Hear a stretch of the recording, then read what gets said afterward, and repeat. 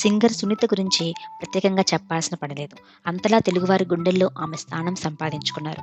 17 ఏళ్ల వయసులోనే కెరీర్ ప్రారంభించిన సునీతకు 19 ఏళ్లకే పెళ్లయింది. చిన్న వయసులోనే సంపాదిస్తూ కుటుంబానికి నేనే పెద్ద దిక్కుగా నిలిచారు.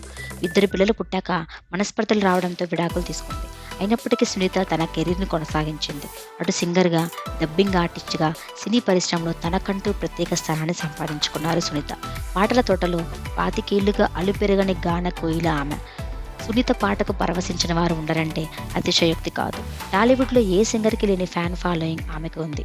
జీవితంలో అన్ని ఒడిదుడుకులు ఎదుర్కొన్న సింగర్ సునీత మరోసారి వివాహ బంధంలోకి అడుగుపెట్టిన సంగతి తెలిసిందే. అయితే ఆ తర్వాత సునీత రెండో పెళ్లి చేసుకుంది. జనవరి 9న 2021లో ప్రముఖ వ్యాపారవేత్త రామ్ వీరప్పనేనిని పెళ్లాడింది.